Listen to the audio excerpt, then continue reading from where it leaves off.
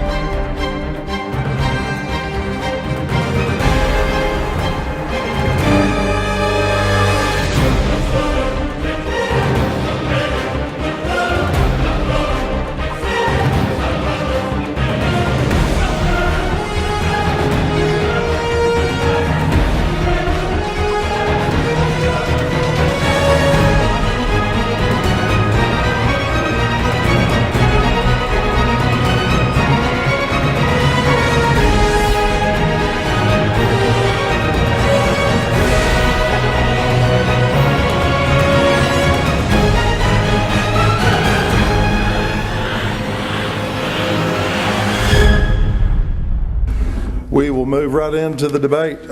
First up will be Circuit Court Clerk. You see why I got tongue twisted now. Circuit Court, Circuit Sessions Judge. Anyway, Circuit Court Clerk, Kevin Poe and Kimberly White. You guys come up and take a seat. What we'll do is, since there's just two of you, we'll do a coin toss to see who goes first. Same coins we used 4 years ago in the first debate. Okay. See, alphabetically. How do we do that? Let's see. When I call it. Let's let him call it. All right. Tails. It is heads. Who's first?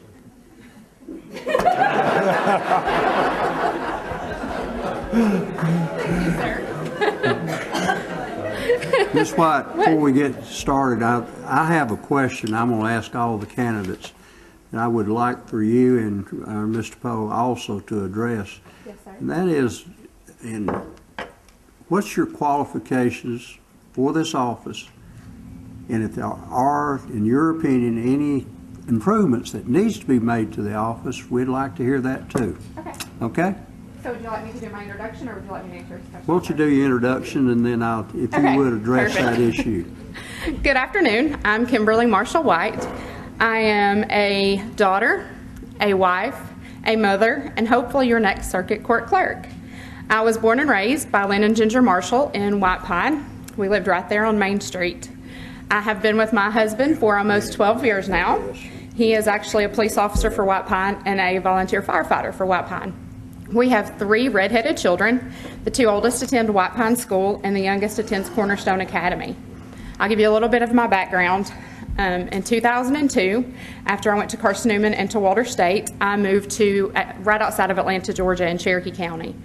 When I moved there, I took a position with the Sheriff's Department there as a deputy sheriff. I stayed there for 12 years. I was a deputy sheriff.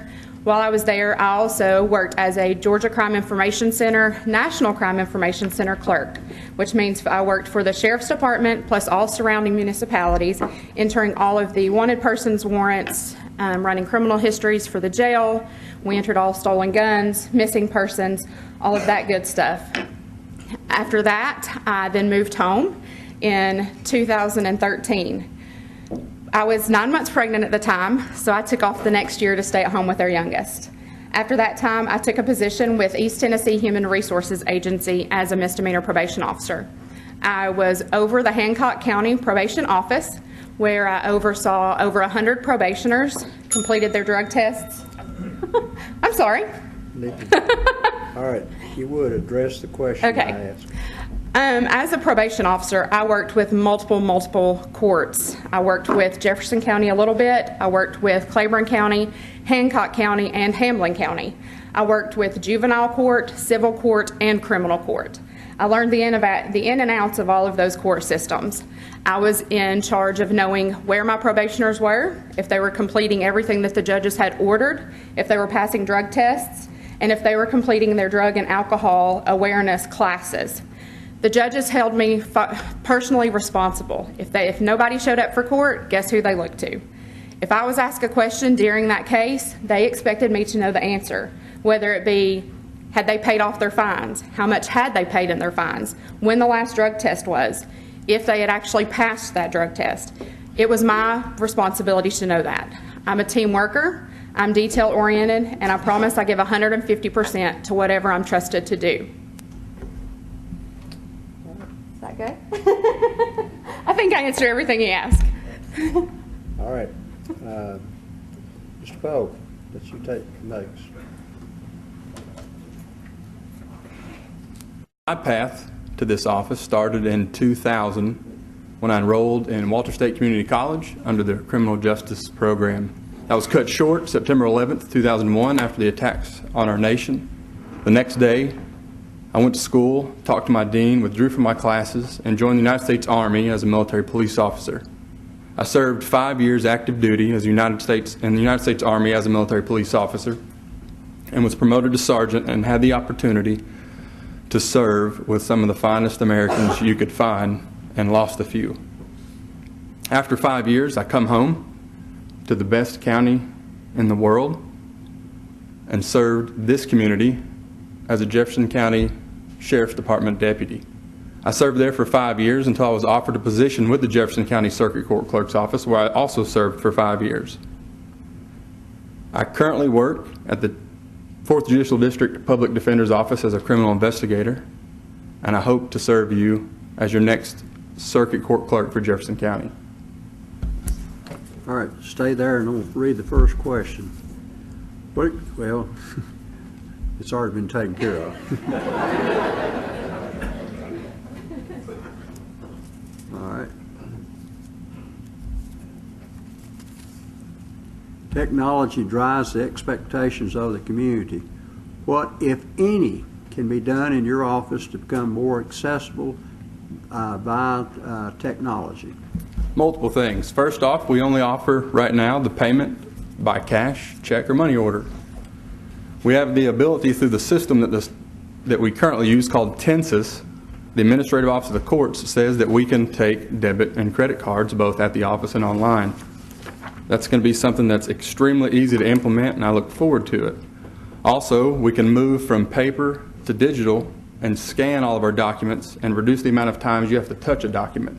That's something that we would absolutely do, that would be very easy to do, and we look forward to doing. Taking multiple forms of payment and utilizing existing scanning technology that's already in the office. Ms. White? Mr. Poe and I agree on that. We're losing a lot of fines and fees by only accepting cash or checks or money orders. There are systems out there to where they would actually come in, put a kiosk in the front of the building, and people would be able to actually come in, type in their information, and pay at that kiosk, which would take a lot of pressure off of the ladies that work in that office. They would actually be able to go online, pay it that way also, which would be great for people who live out of state, who maybe got in trouble while they were in town, visiting with family or something like that. That's another way for us to get that money that we're currently not getting it now, and it would not cost the county office anything. It would actually charge the user a percentage of the fee of whatever they're paying. I've checked with a few different places that actually offer those services, and it ranges from 3% to 7%. So like I said, our office would not be losing anything. Actually, we'd be bringing in a lot more of that money that we're not getting now. The other thing is e-tickets and things like that. Right now, if a ticket is written by anybody but THP, it has to be entered into the system by one of the employees. If we could get all of that done electronically, that would save a lot of time, and it would be a whole lot easier for actually our officers and our sheriff's deputies to upload that into the system, because it would automatically go in there. So we wouldn't have to wait on the paper ticket or the warrant to actually be brought into the office. It would automatically be in there, so we could pull it up. There are quite a few different things that need to be made, or changes that need to be made. The ladies that are in there are wonderful. Some have been there for more than 30 years. Others have been there for more than 20 years. It had been said that I was going to let some of those ladies go. There's a reason for that. They know way more in that office than they're given credit for. They're simply overworked. So if I could work with the county commissioners to be able to get maybe a few more employees over the next couple of years to let those ladies have a break and be able to do their jobs more efficiently and not be so overloaded with the caseloads, that would be amazing. All right, next question. What type of court matters does the circuit court clerk deal with? Okay. We handle any type of court matters. If it is ordered by a judge, our office handles that. whether, like I said earlier, whether it's civil, juvenile, criminal, sessions, anything that the judges order that actually goes through our office. So if it's a civil case, if it's a dispute between neighbors, if it's something there where someone was arrested and actually charged with an offense, then we would be responsible for entering that into the system. We handle everything that the judges order from the desk during court.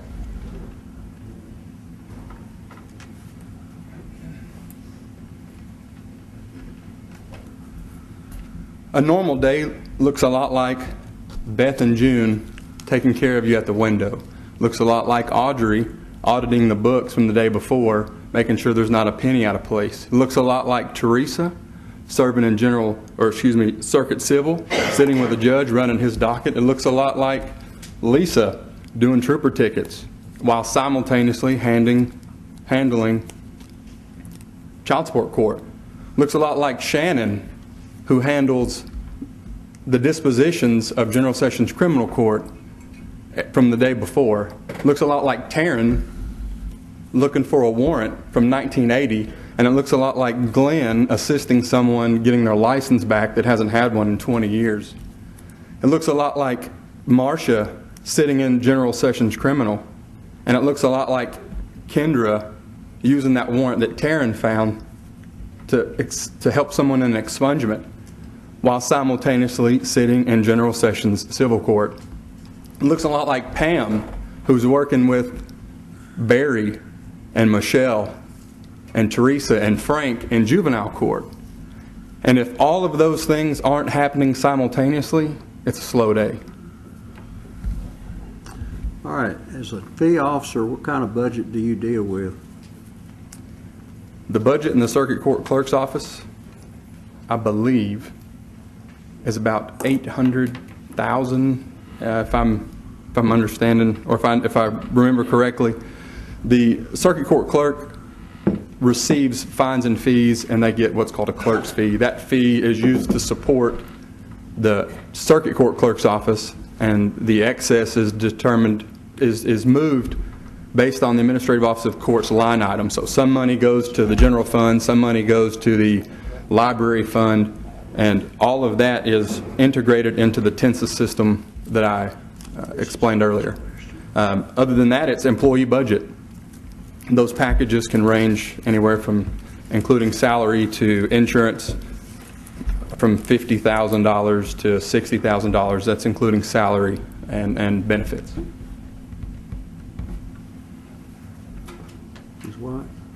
I don't normally read while I'm answering a question or speaking with anyone, but I actually have a print-off from the budget from last year and this year. So the budget for 2017-2018 as a total was $752,620. The recommended budget for 2018-2019 increases by $8,128 to total $760,748.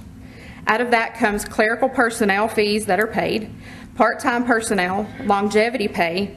It also includes the state retirement and all of the insurances for the employees, unemployment compensation, employer Medicare, any type of communication, legal notices, recording and court costs, maintenance agreements, postal charges, internet connectivity, maintenance repair services, and then any type of office supplies and other charges. I believe that's 4 questions. It's all 4. Thank you very much. Thank you.